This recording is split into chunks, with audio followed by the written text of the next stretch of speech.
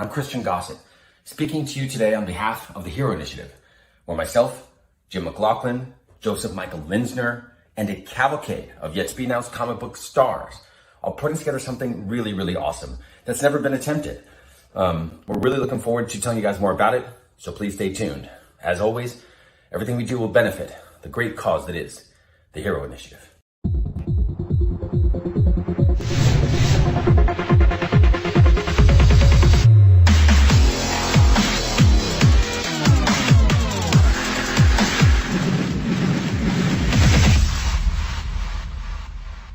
Hey, what's going on, guys? It's Monday once again. We're back with Modern Men here on the Comic Core, and I am excited tonight. We got to talk about some of our big favorite events, whether they be huge crossover events, just event books. And I actually got the topic idea from Rob Worst, and his I think it was a couple weeks ago on his channel, Not Near Mint. They had a nice panel talking about some of their favorite crossovers and event books and the impact they had on those characters, and maybe threw a couple duds in there that they get dishonorable mention, so we can talk all about that later. And based on the poll last week, Once and Future won the poll last week, so we're going to dive into that here in a second. But first, I got to get, man, the beard, oh my God, it's like starting to get a little twinge and a curl at the bottom. It's like the beard is growing its own beard. Andy, how you doing? Doing pretty well, man, and I dare say this beard is getting pretty kingly, if you will. Ooh, there you go. Topical. Drew, how you doing down there? Well, his comments are topical, and my ointment is topical, but we're getting through. All right, before we get into the read tonight, we got another king in the chat. That's the Cosmic King, Chris Barrett. How you doing, Chris? Nice to see you in the chat as always. We got Disco in the chat. What is going on? JB Discovery Bay, always supporting the channel, trying to help us out when he can. So big shout out to JB for joining us in the chat. We got Johnny Five Alive, man. I like me some Short Circuit. So Johnny Five Alive, probably a cool dude. Happy to see you in the chat tonight.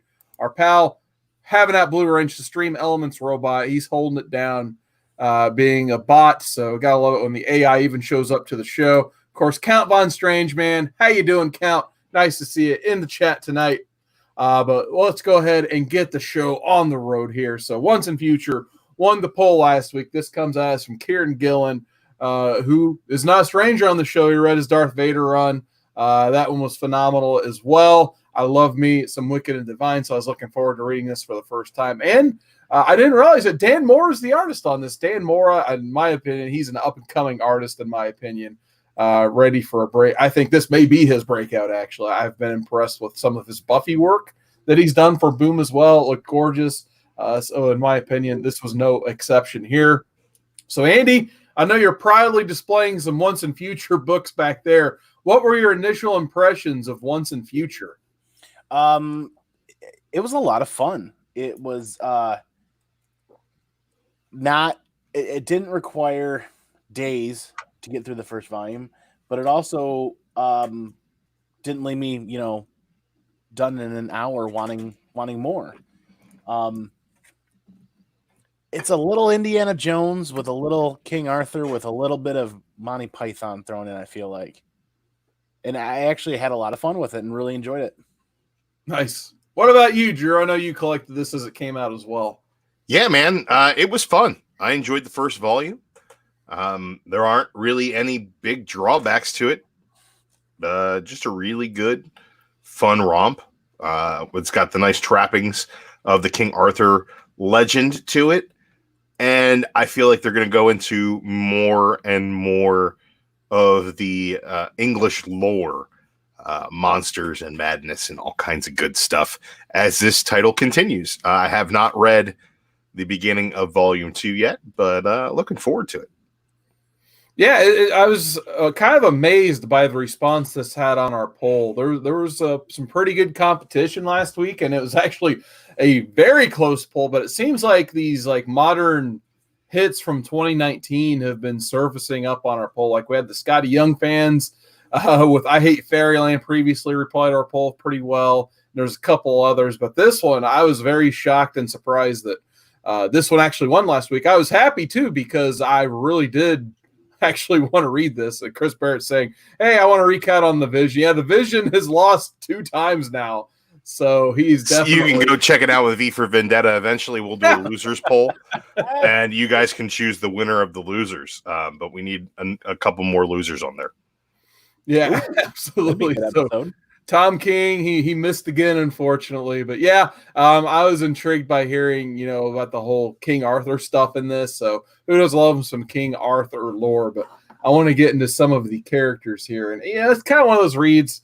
It's starting to get a little more fresh in my mind, but I had to actually take down the names of the characters here. So pretty much your main 2 characters are Duncan and Bridget. So Bridget, that's like his grandma. Pretty much the story starts off, she breaks out of the old folks home and she goes to this cellar and she calls Duncan like, Duncan, I need you. I broke out of the old folks home. And Duncan, he's on a date with Rose, who we get to know a little bit better as well. And you're introduced to Duncan by him accidentally spilling wine all over his date. So the date is going disastrous. And of course, what's a bigger disaster? Going into a phone call on a date that is a disaster. So luckily, she seems actually be kind of nice and understanding. So Duncan goes and visits his grandma, who has a cellar. She opens the cellar, it's just filled with guns. So Andy, what were you thinking at this point when you were reading? The first thing that came into my mind is like, ooh, Punisher Armory series. There's a hole in the ground laden full of weapons and cash and whatever else in there. I'm like, I'm really going to get into this now. I really like the touch with the boxes of silver bullets in there. And then that's when that page and the next 2 pages along, this has really got some Indiana Jones to it, like more than I thought. And I really started digging this dope-ass granny who's just got caches of weapons hidden throughout wherever. Drew, what did you think about Grandma here? Well, I loved Graham, but I want to touch on what I thought about Duncan at first as well. He's definitely a grounded character. He's definitely meant to be the reader's entryway into a bigger, more magical world. And he's got a charm to him that's very akin to like a Peter Parker luck kind of deal. Like, of course, he's a strapping lad. He's a good-looking, tall, athletic guy who's fumbling and bumbling and spilling wine on his date. He was alpha enough to get the date, but he's beta enough that he's not performing well under pressure. And that's he's that kind of guy who everybody can kind of relate to in one way or another. And then you get his grandmother, who's all prim and proper, but under that, she used to be a vampire hunter. And when asked why she's not still a vampire hunter, it's because she ran out of vampires. She's just an utter badass. But she also seems as if she comes off with this quiet confidence of the Nana who's going to be serving tea and biscuits. But at the same time, she's a monster hunter, which is really dope. I dig it. Yeah, I just kind of kept picturing like old woman Buffy is this character basically, because she's just like, yeah, I killed all the vampires and everything else. So I've been waiting for this prophecy my whole life, basically. So that's why I kept this seller. So she was an amazing character. I kind of hope there's, I don't know, like if the intention of this book is to keep following the King Arthur storyline. I'm kind of assuming it is because it's called Once and Future, because he's supposedly in this book the Once and Future King. But I could definitely see a whole storyline where the vampires come back and have to fight vampires. I believe that the story is going to more focus on Duncan and Grant, and less is more the Once and Future King and more the once and future of this monster hunting legacy. She is the once, he is the future, and she's going to kind of be his guide along the way. That being said, I haven't read on to volume 2 at all, but I would assume from the interviews I've seen Kieron Gillen do recently that he wants to not only explore the Arthurian legend stuff, but also more folklore from that region of the world that isn't necessarily the Arthur stuff.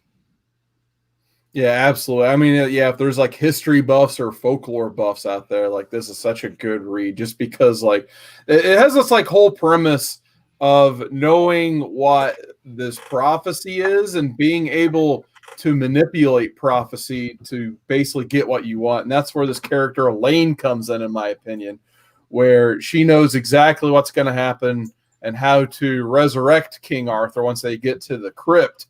She kind of brings this like group of guys with her that don't really, I mean, they kind of know what's going on. They believe in the cause, but they don't know as much as Elaine does, because when they bring back Arthur, they're Anglo-Saxon and he doesn't like him any Anglo-Saxon. So they pretty much are the initial sacrifice so they can get raised back up and do like almost his version of the Four Horsemen. Yeah, it's like, isn't Arthur a good guy? Like, no, he's a terrible racist.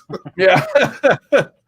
Yeah, I like how they're also talking about the prophecy Graham is, and she's like, well, that can be interpreted two ways. Like, he's going to come back in Britain's darkest hour, or he's going to come back to cause Britain's darkest hour. I thought that was another cool little bit of writing there. So, Andy, what did you think when King Arthur came back? I was mesmerized by the art and the way they were doing this. I mean, it's just, you take a character, you make him 12 feet tall, make him look like a badass skeleton with a blade and some armor, and make him look really horrific and gory. And I'm like, it just kind of sucked me in. Because honestly, when this book was first released, the premise of it, I was like, this is going to be goofy. It definitely is not. It is not goofy at all. And definitely digging the gore in that second book. Yeah, so I was talking about how you manipulate prophecy, and going back to Elaine's character, I really kind of dug her arc. I hope we see a lot more of her coming up. But basically, the way she manipulated prophecy is she had to have a son named Galahad to fulfill the prophecy that's about to happen in this run. And to do that, like Graham is just like, yeah, she basically had to go sleep with a guy named Lancelot. Lord knows where she found one of those. And then give birth to this guy and name her Galahad. And that's how she got her Galahad. And it's so mind-numbingly ridiculous, but at the same time, I absolutely love it. So what did you guys think of Galahad and, of course, Elaine? It was a little hard to follow at first. Who had to sleep with who 30 years ago and create this child? And then the idea of the premise that they're completely absent from the storyline or knowledge of knights and whatnot to create this individual. It was on the second read through before I really kind of figured out what they were getting at or how that process was really unfolding. Which I actually kind of appreciated, like a deeper layer of thinking there. But at the first read, I was totally lost. Drew? It was just her way of explaining to Duncan, more or less, that prophecy is basically, it's all true, but it's also all bullshit at the same time. She's saying, she had to be impregnated by a man named Lancelot. Like, who the hell names their kid Lancelot? So that's I thought it was funny. Annie said you thought this was a goofy premise. I agree. I think it's a goofy premise, and I think that the fact that it takes itself so serious with its action and with the dramatic depictions doesn't remove the fact that it is goofy. There are a lot of jokes throughout this thing. It's not over the top. You're right, but there's enough goofiness for you to just have a fun ride with it. It's not the story itself is not a joke, but there's enough levity that it can play out with humor. And I thought it was really well crafted. The Lancelot thing, I don't think it was necessarily somebody named Lancelot. Wasn't it somebody from the actual bloodline? If I remember correctly, it was the lineage that they were paying homage to or paying attention to, in that the lineage of the children is what played the part in the Kingfisher and the Galahad, or am I thinking way too hard about that? I think you're thinking way too hard. I thought it was that they just said that. Was it Percival? No, it was Galahad. Galahad was the son of Lancelot, I think is all they stated. They didn't say which Lancelot. So I think that's where it kind of came in with that. So the way Graham put it, I mean, who knows? They could have interpreted it, and Graham just put it as blunt as possible there for a second. Like, I don't know where she found a Lancelot at, but apparently she gave birth to Galahad. But it sounds like Graham was doing the same thing because she made her own Percival, basically, in our main character here. So, I mean, she's probably no better. And then it turns out, like later, like, so this wouldn't happen again. She ended up shooting a guy in the crotch basically to keep further people from being born and manipulate stuff. So that was Duncan's grandfather, and that's right. Yeah, she's Duncan's grandmother. Then Elaine is Duncan's mom, if I'm yeah. understanding. I think like they never really made that 100% clear. Yeah. To me, in my opinion, there's a part toward the end where Duncan, like, he's like, "Isn't that right, mother?" And she's just like, she doesn't really say yes to that. So that's kind of what my guess was going to be, that Elaine was eventually Duncan's brother, and I guess that would make Galahad and Duncan brothers, or Percival, I guess, is his middle name. So, like I said, it gets a little crazy toward the end of them trying to manipulate prophecies based on what they have available. But yeah, basically King Arthur's brought back.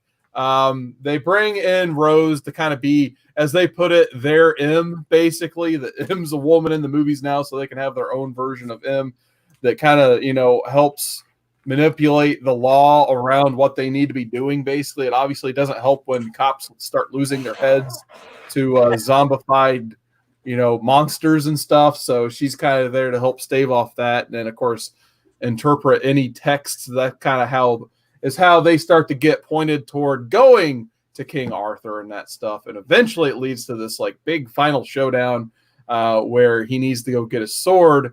And actually, no, they need the hilt to heal Graham, who ends up shooting herself to go convince Duncan to go find the Holy Grail. So what do you guys think about this whole scene where he has to go find the Holy Grail? Was it a little bit Last Crusade to you guys? Very much.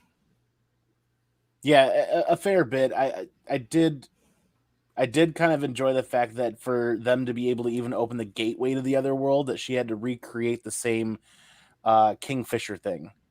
So she had to hear Duncan say that she was his mother and father figure growing up, mother and father, and then her sacrificing herself created that portal for him to travel to the other world. But then, yeah, it ended up being pretty much Last Crusade with the Grail, and it disappeared as soon as he crossed the threshold. So couldn't even save her. But that was their way of getting rid of that Grail, so that King Arthur couldn't fulfill that part of the prophecy that way. But yeah, moving along. Yeah, then this is kind of where they also start alluding to the fact that Excalibur, the Lady of the Lake sword, isn't exactly the same as the sword in the stone, which is kind of always often misconstrued. So the one that Arthur gets is the sword in the stone, but when they need to go confront Arthur, Duncan actually has the idea, since he's Percival, basically, that he can go summon Excalibur, and that's where we kind of get our final big showdown. And that kind of, gives him that street cred, too. Once he goes and fights Arthur, Arthur's just like, these people have actually failed me that I'm surrounded with, minus resurrecting me. And this guy just been able to, like, waltz right in with Excalibur, this awesome, cool sword. And then he actually starts to listen to him, and then that's where Graham is just like, hey, Lancelot slept with your queen there, buddy, and then he just snaps. So, so that's when things kind of go awry for Elaine and that stuff. But he actually convinces King Arthur to give him the hilt to heal Graham, and that's when she starts singing like a canary. So, basically, not only do they get Graham, fully resurrected, they manage to turn King Arthur against Elaine, kind of segueing toward the end of the story where you see him put their stuff back. But then you have this like questing dragon thing that really scared the crap out of Duncan at first and that stuff. But after the second time, he just turns around, stabs it, and goes on with his day. It's compared to what he's just been through, it's a lot of nothing. So what did you guys think about kind of the final sequence of this book? I think they did a nice job wrapping it up if this was the only volume. The fact that it's an ongoing, I kind of want more out of it. But at the same time, if it wasn't an ongoing, I'd be fine with where it ended. I think that they tie up enough loose ends and leave you enough adventure left to have. And his relationship with the questing dragons kind of mirrors his character development throughout this volume. Andy? Yeah, I enjoyed the end, that questing dragon coming back, the goofiness of it at the beginning, kind of coming full circle at the end, where he actually kills it. And I don't know. That's where the book had some goofiness, got pretty serious. I mean, serious enough for somebody to take their own life, and then kind of closed out, like Drew said, on that fun little note. And I'm glad it's an ongoing series because I do want more. And I will say that I did read issue 7, and issue 7 does carry on with some of the same plot points, but I can see them doing a whole lot of other really cool stuff with the King Arthur lore after the King Arthur lore, like you guys were saying.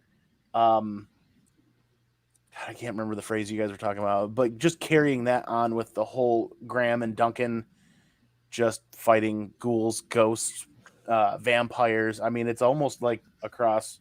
Earlier I said, brain fart. It's all right, Andy. You'll find. Yeah, like a little bit of Indiana Jones, a little bit of King Arthur, and then you throw in if they carry on and this keeps going and it does well, it's almost a little X-Files-y, where it's not really like sci-fi, but the goofiness of that in the episode to episode kind of differences, that'd be kind of neat. Yeah, I'd hate to see it devolve into like a monster per issue, like a monster or a realm of monsters per arc could be more fun. Yeah. I think than this just basically becoming a procedural. But I don't see Gillen falling into that trap. So yeah, I trust the way that he structures stories, and I mean, I'm down for more of this. Yeah, I think the way they're probably going to want to structure it now, and I think they just kind of ended it the way they did because they didn't know how long this thing was going to run, if it was going to be like a one-time deal type of thing or get picked up for an ongoing. I mean, you really never know in independent comics anymore, but I think they did a great job just capping it off if they needed to end it there. But obviously with their almost post-credit sequence type deal, it's going to keep on going. So I think the way he's probably going to structure it, you're going to have like the King Arthur thing. That's going to be like your overlaying like big bad arc. And then like you can make room for those like Monster of the Week single issues or like 2 or 3 issue runs if you need to. So they can keep this book going for a long while doing stuff like that. But did you guys check out the final like panel sequence at the very end where Elaine comes in? She's stuck in like the nether realm basically, and she gets visited by a creature. It's just like, I don't know how valuable Elaine is, but basically it's Merlin finally. We're kind of asking ourselves from issue 1, once his name is dropped, like, I wonder if we're going to get to see Merlin at all. If we get to see King Arthur, why wouldn't we get Merlin? Because, you know, he basically is an age, or he like reverse ages and that stuff. So you knew when you see him, he's going to be like this old decrepit monster, basically. So it was pretty cool seeing Merlin, in my opinion. So what do you guys, I guess, like, if you guys were to plan the second volume. Yeah, go ahead, Drew. I just wanted to say, I just checked something out unrelated to the show that we're doing currently. As Chris Barrett said, no one is going to address the fact that there might be a tie in our hero draft. I just checked the poll. Ooh. It's 24% Cat Ren, 27% Chad, 35% DruManchu. I don't think there's a chance of a tie. I don't think there's even a chance of a tie. We'd need like 30 more votes for anybody to catch up. Chris Barrett's a little gun shy with things coming close, you know, ties. Yeah, what's going on with him? We'll never hear the end of this. Like, really, your book was like a bunch of gods and then Honey Badger making fun of them. And Batman and Superman at the same freaking time. Come at me, bro. Anyway, what did you guys give this book? 8.5. I gave it a 9. I want to see more. I want to see a lot more. Actually, I had it right in 8.5 as well. Like I said, I think it was solid enough. Nice, easy read. I didn't think it was anything groundbreaking, but it was good. Exactly, yeah. As I said, it's not anything I'd like go out of my way and tell everyone they need to read it now and go find those first issues quick. But just a nice, solid read. Great art. I like Dan Moore. I think we're going to see a lot from him in years to come. I think he's got a great career ahead of him. Kieron Gillen always is good. But yeah, 8.5 I think is a very solid grade for me. So once again, check out the community tab. That's where we'll have our polls up on what we read. So I actually already have the poll up. We'll address that at the end of the show. But if you guys want to take a sneak peek on what you can vote on for next week, it is already up on the Comic Core community tab. All right, so actually, before I get into the Hero Initiative stuff, I do want to get back into the chat. Barrett says right here, he says, there's a chance of him, Legend, and Mark tying. Yeah, for last place. Who cares? I'm just happy I got a couple votes. That's all I know. I didn't even vote for I think I voted for Kieron maybe just because she really wanted us to read something on this show, and I figured I'll vote for Kat. Why not? I'm gonna make you guys read something fucked up. Back. I voted for Chad because he had Connor Kent on his team. But anyway, let's go to that chat. We got Thunderhouse Design in the chat. What is going on? He says, "Hey guys, rolled in late because I had to catch JP Bear talking about East of West. Yeah, I would definitely want to catch that show after I get done here. They're doing a review show as well on Mondays now on JP's channel, where they review East of West. So it's a cool read. I definitely want to catch their review show as well. So check them out. We still got East of West yet. Huh? I haven't read East of West yet. Yeah, I mean, I've read it when it came out, and it's been a while. I'd like to read it. You guys want to read it next week and just go head to head with JP and Bear? You will review volume 1 while they're already to volume 2. That would be pretty fun. We will read all of East of West.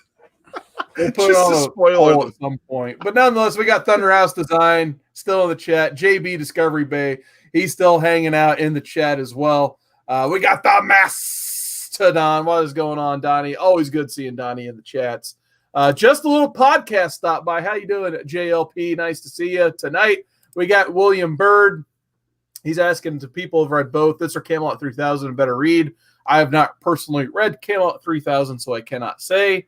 But if you guys have, go ahead and put your answers in the chat for William Bird. We had Backseat Driver join us earlier. What's going on, Backseat Driver? Adrian APM. Is this for men who dress modern? I guess shirts. Okay. Yeah, sure. Yeah, we're not wearing those primitive not shirts. We're wearing these modern shirts. Mark has no votes. Me and Legend are tied with 1.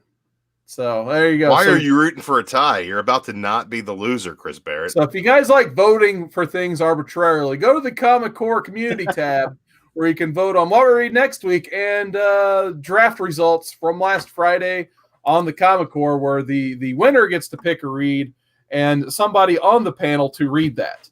Drew's probably going to pick me because I'm the only one who can be counted on to read. I'm going to make you read something fucked up. I figure it's going to be me. I was like, really? You guys had to vote for Drew? Come on. I'm going to make Chad read something and review it. Yes. And if you guys like that show on Friday, by the way, we're going to do the same thing again this Friday, except with villains. I'm saying now, the heroes on the board, the people we already picked, they're off the board for Friday too. So Sinestro, I think Thanos, or we didn't pick Thanos. We picked Darkseid, and there was another villain picked. They're all off the board anyway. Sorry, so I'm trading everybody for Thanos. Have fun with that. But anyway, let's see what the Hero Initiative has going on this Can't week. win every week on heroinitiative.org/merchandise. They got some nice experiences up this week. So we got a chat and a bus sketch with artist Agnes Garbowska. So you can get a phenomenal sketch for a donation of $200 and a nice Q&A. Also a chat and Q&A with writer-publisher Mark Waid, which I have it on good authority. There's a pretty sweet moderator doing that chat. May or may not be me. So if you guys want to help me out, see me moderate your panel and have my personal email address, I guess. You can buy in a $100 donation to Mark Waid. And look at this, we got Mark Bernardin from the Fat Man on Batman podcast as well. You can get that, have a chat with him for $75. Andy, here's one you might be interested in. Carl Potts webinar, Creating Comics Inside the Art of Visual Storytelling. I know he did some Punisher back in his day. You can buy into that one for $20. That's all it cost you for an hour class with Carl Potts. And then here's a good one. Mike McCone, you get a sketch and a chat for $200. And I can tell you, he does some phenomenal sketches. Absolutely. So $200, worth it for the chat, but you get a nice sketch. And of course, we're bringing back Howard Chaykin for another Q&A and sketch opportunity as well. But definitely keep an eye on this website, especially every Monday morning is updated with new creators. And I know some of them have sold out. Like they had a Dan Jurgens one last week. I never even saw it listed. It sold out instantly. So if you guys want the scoop, definitely make sure You're going to heroinitiative.org/merchandise every Monday, trying to get those scoops on who you can get a sketch from and all that stuff. So a lot of great opportunities there. Once again, but let's go into our main topic for tonight. We're talking event books. So whether that be, big crossover events or just where all the books kind of just pause their main storylines and have this like big, huge event that intersects into all other forms of comics going on around it. I want to talk to these guys about what they think about event books. So first, I'll start with Drew. What was your first memory of reading an event book? The Age of Apocalypse. This thing was an event. It was a relaunch of an entire 2/3 of Marvel Comics under the banner of an alternate universe. I absolutely loved it. I thought all the character designs were great, even though peeling back the layers, it all becomes kind of a hodgepodge of different ideas. There's a lot of really good through lines throughout the entire thing. Really enjoyed it and cemented my love of these big, giant crossover events. Yeah, I remember I was a big reader of Wizard magazine back in the day. And I was probably like, the only things I was really getting is like all the Superman books. And I started to get into Wizard just to see what else was out there because obviously the internet wasn't the biggest thing at the time just yet. I think it was mainly just chat rooms and weird stuff at that point. But one of the Wizards came with the Legion Quest Part 4 free of charge. So like, not only do I get a magazine, I get a free comic. This is amazing. So I had to buy that issue of Wizard. So that's the one where basically Legion, he just finally snaps. Something happens to Xavier, and that causes the Age of Apocalypse. So as soon as I read that, I'm like, well, crap, I got to see what's next. And then most of that Wizard is just hyping up these mini-series and then X-Men Alpha, which kicks off the Age of Apocalypse. So definitely was very cool back in the day to get into all of that. But, of course, the first one I ever got into, I guess, in terms of being an event book. Of course, I talked about Death of Superman trillions of times. That was my first comic ever. It was issue 75. But of course, the Reign of the Supermen, that's what got me into the game, just collecting Superboy, Steel, and then all the other Supermen. But I think the first big event book crossover, I kind of remember being like, what is this? What is happening? What is going on? And trying to figure out what was going on was 0 Hour.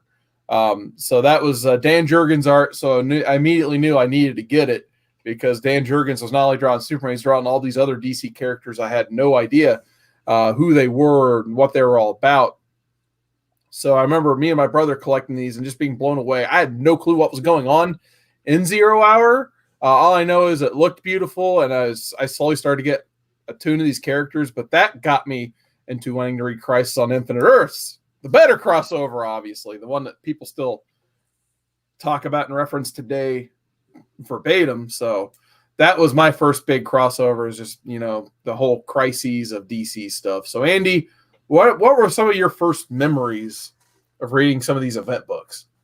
I don't think I've ever really had a big crossover event. 1991 or 92, I think Punisher's Suicide Run started. And that was between Volume 2, Warzone, War Journal, anything Punisher related coming out of Marvel. That counts. Did that Suicide Run. It wasn't massive like Age of Apocalypse or anything, but I do have one very searing memory from that. It was incredibly infuriating at that time and at my age to try to collect all these different titles to keep up with that storyline. I didn't have a car. I didn't have a license. Didn't have a job. It was impossible. Who gets you a job? Well, at that age, yeah, 10 years old, 11 years old. I mean, it was infuriating to try to keep up with the storyline when you couldn't, at the drop of a dime, go to a comic book shop and have those pulled for you by the owner or somebody who worked there. So that really turned me off from comic book collecting, like hardcore, because everywhere you look, when you start seeing these crossover things, I want nothing to do with them. That is also another reason why I'm here. I do want to read those, and I do want to get into those, like Age of Apocalypse. We've talked about reading that on here at some point too, or parts of it, or maybe just the first part of it. Age of Apocalypse kind of needs to be its own ongoing show. Yeah, yeah, that's a lot. It's Carson, it's at least a year of content.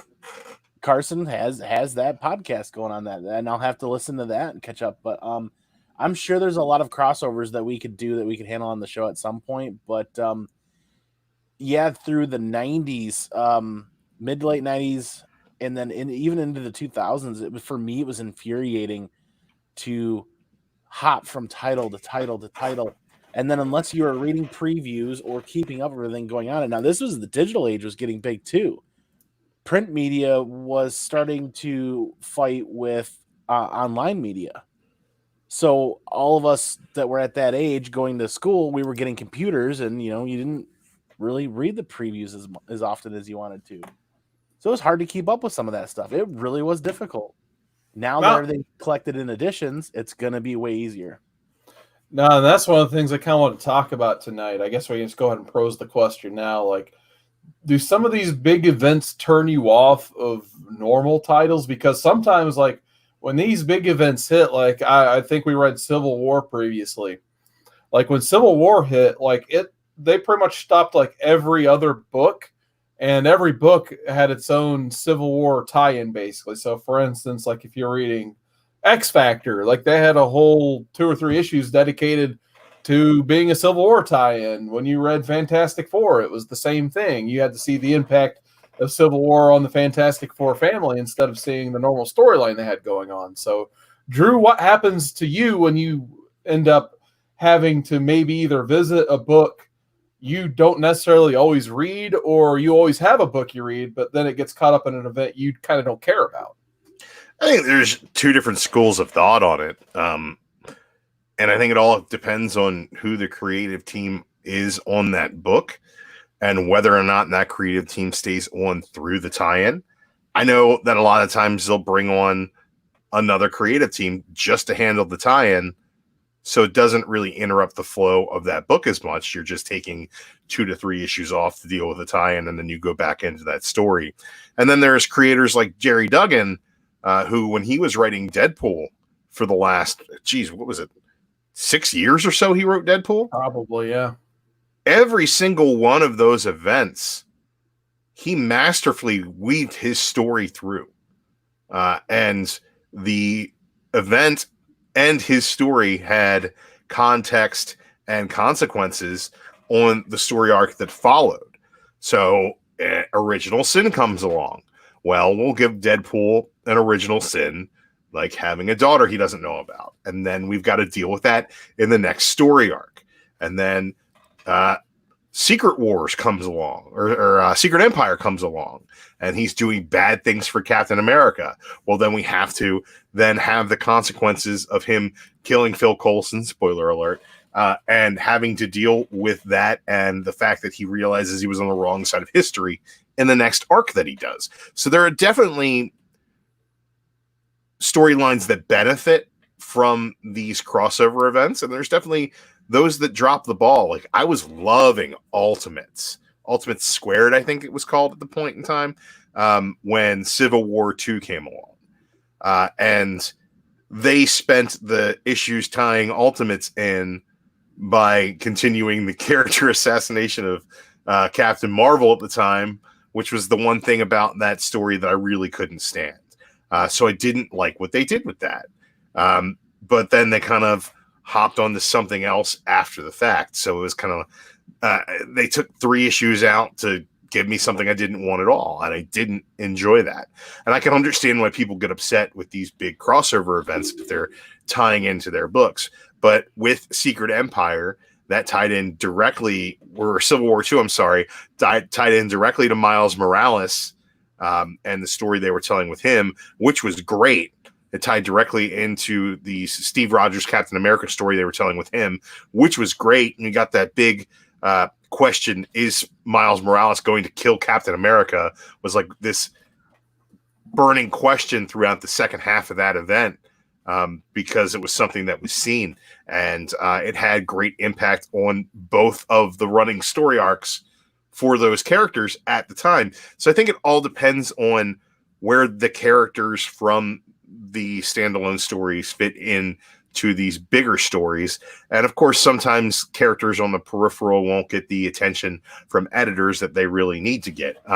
So it's a double-edged sword. For one, I love big events.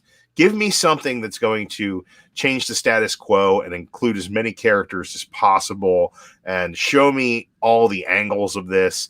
Is Marvel going to give us one of those anthology books that'll mostly suck? Yeah, but there'll be at least something good in each issue. So they're worth checking out. I really dig big events, man. I think that it all started pretty much with Disassembled for Marvel. And all of their events have been good ever since, in my opinion. There are those that poo-poo Avengers versus X-Men. I thought it was very fun. There are those that don't like Civil War. I think that without all the peripheral stuff, Civil War is kind of clunky. But I think that there's all of these events are kind of the glue that holds the continuity of the universe together in the way that they're shared experiences for all of these characters.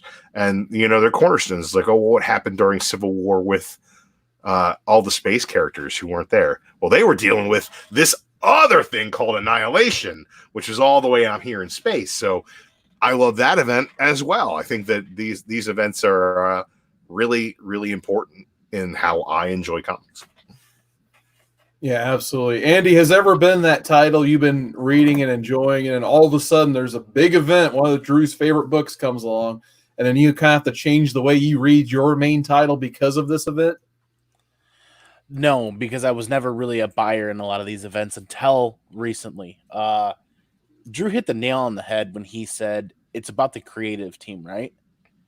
And because of you guys and because of the Comic Core family and the YouTube community and my friends and family on here, Aaron Hickman, that name came up. So I bought in for everything House of X, Powers of 10. I read everything and I enjoyed it tremendously. That kind of falls in this category, right? As a big event series. Oh, yeah. Oh, absolutely. Oh, yeah. No. House and Powers is an event. Yes. So where and who I am as an adult now, I have that luxury of calling or walking into my shop and be like, hey, this event, pull everything for me. Done. I'm going to read it if it's that simple for me, because it's a matter of budgetary purposes now. Is it $20 or $30 this week? How much am I spending, right? It's a matter of time, too. Be very, very careful, because I have said, yeah, give me that. I'll take all of it. And to be honest, I will not take my own advice, because when I was at the comic shop just the other day, don't tell anybody. I don't want to get anybody in trouble. I said, hey, this Empire thing, yes, I want all of it. Because the first Road to Empire book was so much better than I anticipated it being. And was a spin-off of a series I didn't know was a spin-off of, and the whole thing kind of just grabbed me. Whereas none of the advertising had done that work. That Road to issue had done the work. And I always try to pick up those alpha issues of these events just to see if it's something that I could sink my teeth into. Right, like War of the Realms came in, right? And the shop owner's talking to me, and I just rolled my eyes. I'm like, nope. Don't want anything to do with it. I'm not even going to try to read the first issue. Absolute Carnage comes along. Oh my God, please, for the love of God. No, I don't want anything to do with it. I went back and read Absolute Carnage though. So Absolute Carnage segues, my life segues from that into the House of X, Powers of 10. And, I'm not going to buy every major event that comes. I'm going to be selective. And Drew hit that nail on the head. It's all about the creative team, right? Donnie Cates. Wait, Absolute Carnage was Donnie Cates, correct? Yep. Yes. I'm having some brain farts. Stegman and Cates. Stegman and Cates. And then you got Aaron Hickman. Hickman is Jonathan Hickman. Jonathan Hickman, sorry. I'm like mixed Chad. up with Jason Aaron. We're throwing. Yeah, you are the Chad of modern men with names right now. I am. You're doing great, Carlos. But when we start talking about the creative Waterhead Superman. Anyway, go ahead. When those creative teams hit that I recognize that I enjoy their writing style and their art style, I'm going to get into those events. Even if, like Drew was saying, they have to have a third party set of creators come in to run a third title or something like that. I still enjoyed that, like House of 10 or House of X, Powers of 10. some of those other titles that weren't run by those guys, I still enjoyed them. It all fit well. So I'm a very different person from when I was 20 years ago when it came to these events, because I can walk into a shop and say, pull them all, and it's done. So we talked about some of the events that were good. I was gonna ask what your guys' like favorite event ever was, like where not only the event book was good, but the tie-ins were really good. And I think I'm actually gonna answer my own question first. I think for me that was Infinite Crisis, because it was mainly just because of Jeff Johns and him managing a lot of his personal titles at the time. And of course it helped he was surrounded by Mark Waid and Grant Morrison as well. But I really enjoyed the Countdown to Infinite Crisis book, where you have the whole Blue Beetle kind of exploring what's going on and figure out all these overlaying patterns going on in the DC universe. And then that's where you get to the 4 miniseries that they had going on, like Villains United, and the other ones. I won't name them all right now, but they had like 4 miniseries, and then the Countdown, which were all solid in their own right. And then you had the one big 80-page giant Countdown, bring all 4 of those together, and you got to figure out why they're necessarily supposed to intertwine, and they do a good job in that of explaining what's going on. And then that leads into the actual Infinite Crisis, the 7-issue miniseries, which I really enjoyed. And then you go and they tie in all of the stuff that happened on Crisis on Infinite Earths and the overhanging threads that were left there back in the 80s. And then they bring in that stuff with Superboy Prime and Alexander Luthor, and then they tie in all this stuff with multiverses and stuff. And then once it's all wrapped up, you get probably their best maxi series they've ever done, and that's the 52 Weeks, where they released a comic a week, and it was absolutely amazing. It was written by Johns, Mark Waid, Greg Rucka, and Grant Morrison. So they had 4 of their best writers all lead you into the next step. Not to mention the tie-ins were good. Like Jeff Johns' Teen Titans issue was one of my favorite issues of a comic ever that was a tie-in for that. It did a good job of explaining the situation and then giving you this mini story where you get to see Nightwing and Superboy work together for the first time ever before they go into Infinite Crisis issue 6. Not to mention the Wonder Woman stuff that happened where she ends up having to kill Maxwell Lord, and that damaging the hero's representation going into the miniseries as well. So there's so many crossovers and other things going on in the DC universe. You can either read the main storyline and get a good read out of that, or if you've been reading all this other stuff, you get more rewarded for reading it. So Drew, what is your favorite crossover that's kind of just took everything and tied it into one really good overlaying thread? It's probably the greatest event book ever written, and it's Hickman's Secret Wars. It ran out of his 2 concurrent series, Avengers and New Avengers, which he was writing for years leading into it. All of Battle World's tie-in series start over from the beginning. They give you a really nice story. They're all really tied to old events from the past. So it's a love letter to every Marvel piece of continuity. And even Bendis's Ultimate End, which is like so far out of left field and of what else is going on at the time, is a really fun read in a vacuum. So you get really great series like A-Force.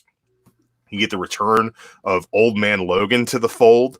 You get Ultron versus Zombies. You get all these great X-Men 92. You get all these fantastic series, A-Force, all just Thors, where everybody's a Thor, which inspired my ComicManAndy Punisher wielding the hammer kit bash that I did today while I was sitting here. It's one of those things where the main series is so good, and it comes down to the story of Dr. Doom and his hubris and thinking that he can save all of existence, and Reed Richards showing him that he can. But along the way, you get Hickman's fantastic story structure, the level of detail he puts into the things, and Asad Ribic on the art, which is just like fan-fucking-tastic. And not to mention that it's like there were so many different tie-ins for this thing and they were all good. There's not a stinker in the bunch. The Ghost Riders, man, like just like a death race with Spirits of Vengeance. It's fantastic. It's just really, really fucking good. There's nothing wrong with being against big events and not wanting the world to stop for all these things that are coming out to support this one thing. This is just one of those events that just had something for everybody, and the tie-ins and the main series, while a little bit delayed because of Assad Ribic having some family issues, which it is what it is. Didn't take as long to come out as Doomsday Clock did, and was still pretty darn good. So, yeah, man, Secret Wars. If you haven't read the series yet, do so. You can find the Battle World series in discount bins littered across the country's LCSs. People who bought those read them and brought them back, so you can always get a good deal on those pretty cheap. And a lot of really fun stuff, man. The Infinity Gauntlet was good. That's like a woman in the Nova Corps, kind of cool story about that. I love the Guardians of Nowhere, where the Guardians can't really remember each other and slowly start to remember each other throughout. Fun stories there. Just really, really great stuff. And again, that's one of those, there were a couple of really good series that just dead ended when Secret Wars started. Like, characters were going about their business, having their adventures, looked up in the sky and said, oh shit, I guess the universe is over. And that's kind of like how a couple of these stories ended. And it left a lot of people with a bad taste in their mouth. Like I lost one of my favorite series through that, the Magneto series by Cullen Bunn, that ended. The last days of Magneto is him basically being like, I'll stop this, and he goes up into the sky and dies. Like that's how that arc ends. So it's like, yeah, a lot of things were kind of left in the dust, but I really enjoyed what they did with it moving forward from it. Now, Andy, I'll manipulate a question in your case, since you haven't read too many event books. So, has there been an event book you've heard about, or like not just one book, but like the book and the tie-ins? Is there an event you would really like to sink your teeth into and read the whole thing from start to finish? I'm sure if I had the list in front of me, I could pick 3 or 4 different events that I'd love to go back and read on. The problem is there's more great events and content than I can ever remember at any given time. Drew has this amazing memory and can relive a lot of these things, so I'll probably pick his brain. But basically, a lot of the stuff he talks about, I'm usually Googling later on after the show and adding it to the list, or like, okay, I gotta check this out. 2 days later, oh wait, I gotta get the read for Monday's Modern Men. Finding time is difficult. There just isn't one that sticks out because I was so sour for so long and missed out on all the bad ones, but I missed out on just as many good ones too. And there's a lot of them I got to get back into. So you talked about bad ones, and that's where I kind of want to get into our next question here. So the course, like when an event's bad, not only can it cause for one bad book, it can cause for a whole bunch of bad books. So I kind of want to talk about some of the worst part about crossover. So what I kind of remember is Final Crisis. I hate to say it because it had a great team behind it, but it was just kind of one of those times where, editorial was kind of just scratching their head on what to do next, I guess. And they just got out of Infinite Crisis over on the DC side. I think it was circa like 2006-ish when they did the whole Infinite Crisis stuff. So I think it was probably 2009. They're already doing another Crisis. So 4 years hadn't even passed, and they're already trying to milk the Crisis name over again. And what we got was Grant Morrison doing another, I think it was still 7 issues. Mainly the notable thing that happens in that is they kill off Batman, who's fighting Darkseid. Of course, he's looking for the anti-life equation again, if I remember right. But I just remember being so let down by Final Crisis.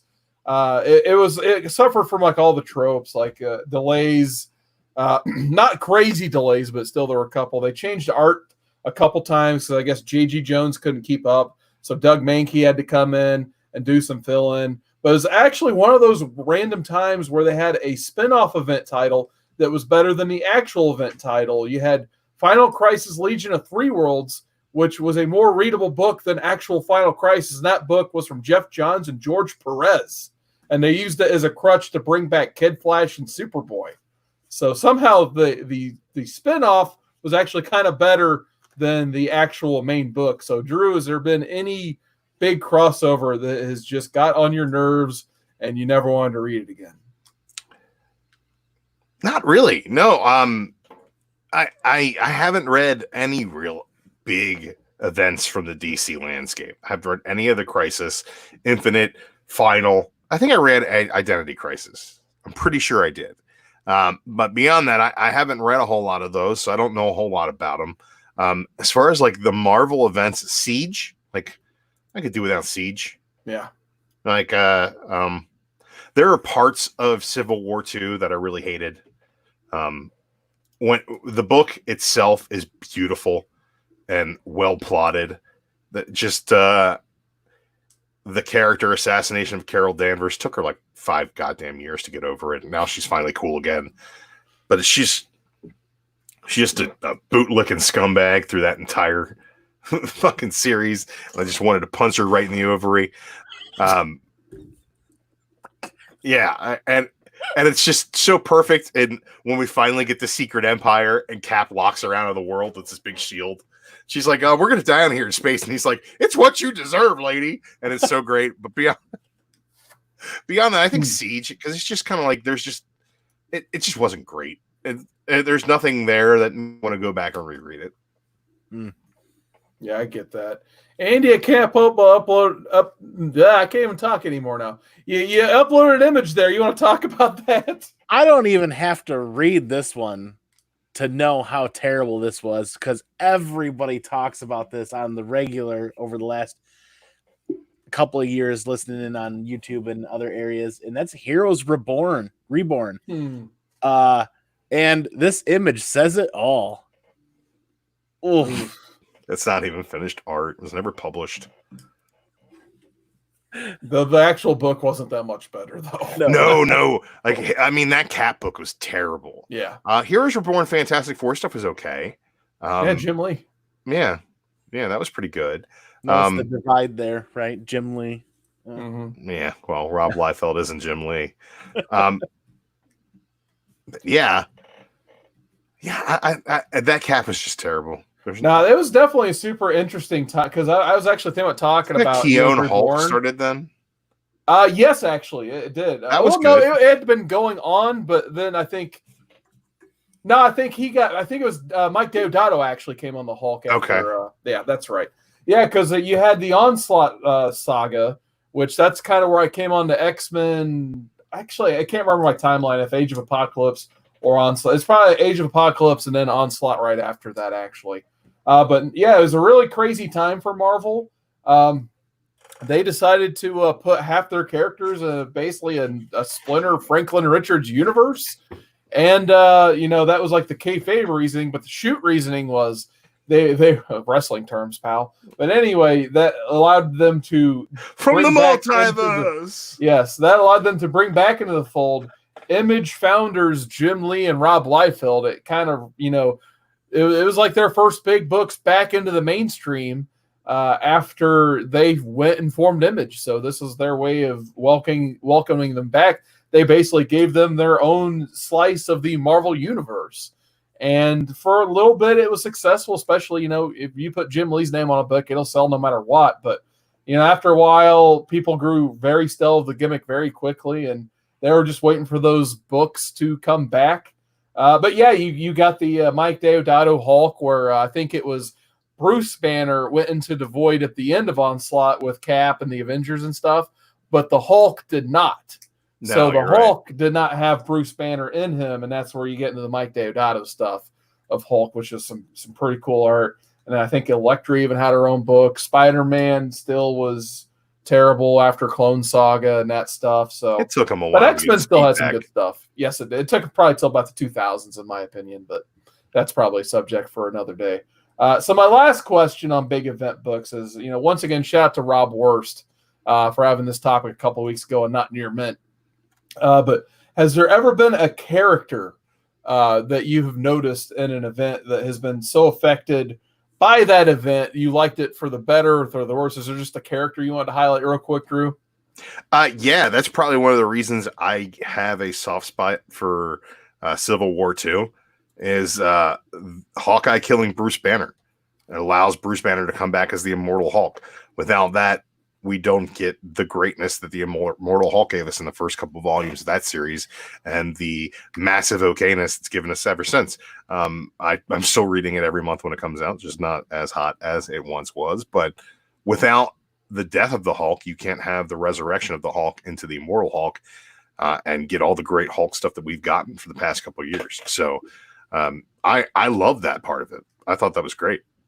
Yeah, I think for me, like one of the coolest character moments I can think of, I didn't necessarily like the event because I felt like it was very rushed just to get from point A to point B, but it was at the end of Flashpoint where Flash had spent most of the event hanging out with an alternate universe version of Thomas Wayne, who was that version of Batman in Flashpoint. So Thomas Wayne gives Barry a letter to his son because obviously Barry's told him what's going on. The timeline's jacked up because something he did.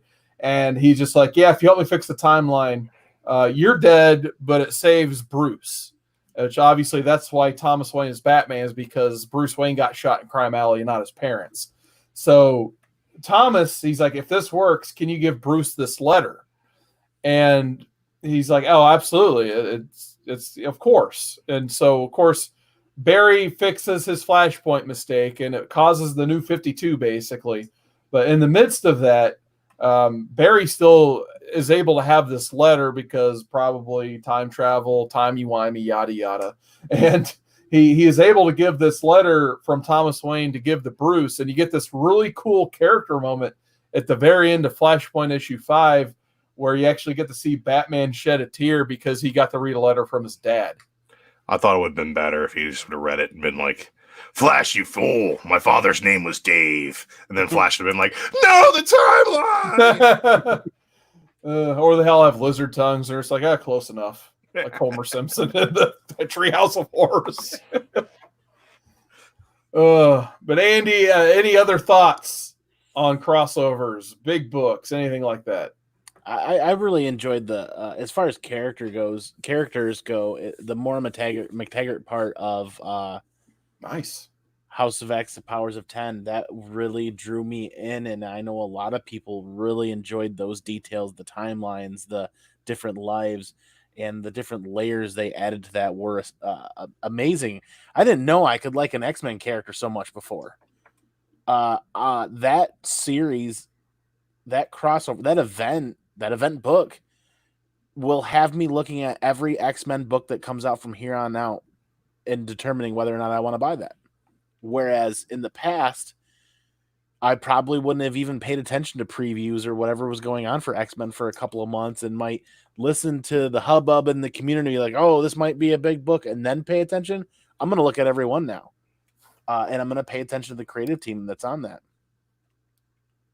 Yeah, that's a great answer because I remember when that book came out, like the first appearances of Moira McTaggart went up like she appeared in a movie. Like it was such a big deal. Like when they reinvented her character, that is probably one of the finest examples of how you can really use an event book to get a character over. Like that may be the ultimate example. I mean, she wasn't a dollar bin fodder character to begin with, but that went up substantially, that book. And I wish I would have listened to Friends before and paid attention to it earlier in the past and got a chunk and run of those books to read that character and the origin beforehand at a cheaper rate compared to now. But yeah.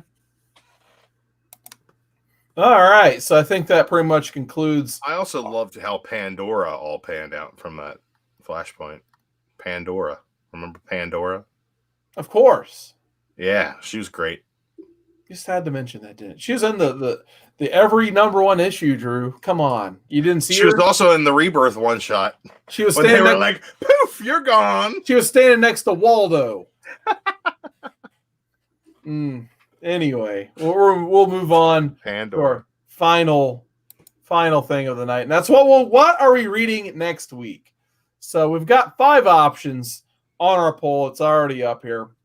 And of course, the first option is Thanos by Jeff Lemire. It by that much of a margin finished in second place. Like I said, it was a dead heat between the book we read, Once and Future, Thanos, and then Vision got officially booted off. So yeah, it was by a margin of like 2%. Actually, Thanos lost by 1%. So we had Once and Future 25, Thanos 24, Vision at 22. And then actually Sandman, I gotta say, Sandman wasn't that far behind either with 20%. So to be fair, I closed it out correctly on Thursday night last week. Finally remembered to, but Vision and Once and Future were almost tied Thursday night when I closed it. Thanos wasn't anywhere near them. Wow.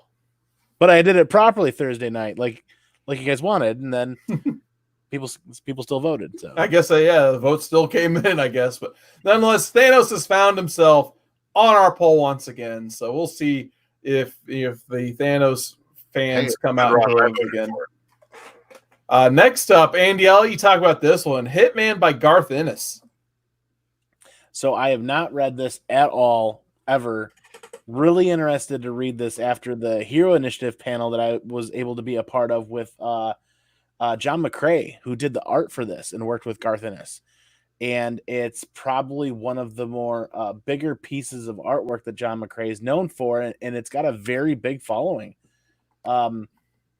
It's the Hitman video game before the Hitman video game ever became a thing, and then they never sold the rights to that Hitman to be the video game. So this is the better version of it, in my opinion, from what I'm hearing from everybody. And I really would like to read this, but I'm not going to let you guys know what I'm going to vote for, because I'm going to change my vote every day this time. So for the next 5 or 6 days, I'm going to change my vote, and it's going to change the dynamic of that, and we'll see what happens. Wow. All right. We'll see. Okie dokie. Yeah. Well, I voted for Thanos, and if you're a good person, you should too, because it's a fun read. Well, you had another pick on here, Drew. Annihilation by Amnet and Lanning. Tell me about Annihilation. Annihilation is great. It's like when you read Civil War and you're like, wait a second, where the hell were the Guardians of the Galaxy? Where was the Nova Corps? Wait, Silver Surfer, where was he? And you know where they were. Questions. What's that? I never. I'm just kidding. I never asked myself any of those questions back then. Well, they were fighting off the Annihilation wave, and they were doing their own thing in space, and it was fucking awesome. All right, next up, I put Hawkeye by Matt Fraction. I think David Aja has some phenomenal artwork in this one, but Yafaja?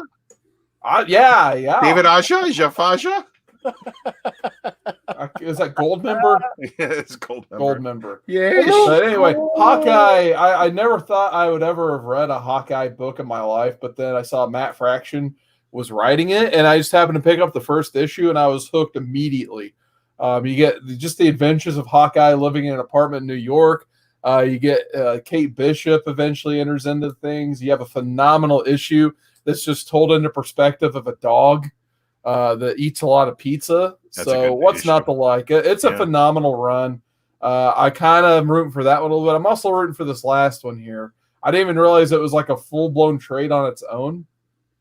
But I put Shazam by Jeff Johns on there. It collects all of the backups to the Justice League run that Jeff Johns did from 2013. And I remember those being better than the actual Justice League book going on in 2013. So I read them the first time. I haven't revisited them since, but I believe it gives you the first appearance and origins of the Shazam family. It gives you a whole nice battle with Black Adam toward the end of it. I absolutely want to revisit this as well. So I definitely think we got another poll with a lot of stiff competition this week. So let's see what's going to win. So that'll be announced Thursday on Andy Given Thursday. But besides that, Andy, where can people find you on the internet? Oh, man. You guys can find me here every Monday night with the Modern Men crew, my favorite show of the week. Occasionally, you can find me scattered out throughout the week on the Comic Core channel of shows, 10 p.m. More importantly, you can find me on Thursdays at 10 p.m. Andy Given Thursdays. If people are interested on being a part of that and talking about a topic and being a talking head with us, hit me up on IG or leave a message on the Comic Core page somewhere. I'm always looking for people to cycle in and cycle out because schedules are tough. Time is valuable. Not everybody has time all the time. Oh my, look at that. Franken Wolverine. But like last week, Carolina Chris was on, and we had Skeff Comic Knowledge on. It was great. And Justin from Two Brothers. That was an awesome panel. And the idea of having a different panel every week is a lot of fun. So hit me up. And you guys can find me on the Pinkies Out podcast on all the favorite podcasting applications and platforms. And I've got my own YouTube channel, actually. Hit me up. Hit me up. Check out my Frank or own. not. Wow, this is getting epic here. I need that. It's true. The Frank or not. Yeah. Drew, when you're not playing with your toys, where can people find you? Man, on the internet, don't find me. I'll find you. Jesus. I'm right behind you. Boogity boo. Ah! Yeah. Nah, you can find me here every Monday. We're going to read stuff, and I'm going to talk about it. And you can find me other places when I show up there. That's kind of how it works. Awesome. Well, I'm going to put a link in our chat where you can find me. I put a podcast link in the Comic Core chat here. That leads to Comics of the Atom. Me and my friend Mike just recorded our final episode of the Astonishing X-Men arc. So check out that podcast if you guys want to follow Astonishing X-Men and hear what my friend Mike and I think about it. Other than that, I'll be live hopefully tomorrow again, Tuesday, unless I get another conference call or something I got to be on like last week. But I actually have some pickups, and I've been reading a bunch. I want to talk about it. So hopefully I'll have my podcast live stream up tomorrow around 7 p.m. Eastern. And, of course, Friday we'll be doing the Comic Core Villains Draft. So we did a hero draft last week. We'll be doing the villains version of that. And once again, we'll be doing a poll, and the winner of that poll gets to pick a person on the panel and make them read something. So I guess we'll see Friday the final results of that poll. So there's still time to vote. If you want to overthrow Drew's team, get in there now and vote for somebody else. Or if you want Drew to make me read something terrible and review it the following Friday, I guess I'm probably going to be actually, you can go and pick Chad. That's a good idea. Pick Chad. I did. So now I'll pick Chad. Chad will love what I'm going to make him read. There you go. Pick Chad. I have all kinds of Nightwing 93. I got like 3 shows where I got to read like 4 things now. So pick Chad. He'll like to read something. So yeah, that's where you can find me. But other than that, I'm going to go ahead and sign off once again with a message from Christian Gossett to tease up our next big project with the Hero Initiative. But other than that, we'll see you guys next time. Thank you. Hello, everyone. I'm Christian Gossett, speaking to you today on behalf of the Hero Initiative, where myself, Jim McLaughlin, Joseph Michael Linsner, and a cavalcade of yet-to-be-announced comic book stars are putting together something really, really awesome that's never been attempted. We're really looking forward to telling you guys more about it, so please stay tuned. As always, everything we do will benefit the great cause that is the Hero Initiative.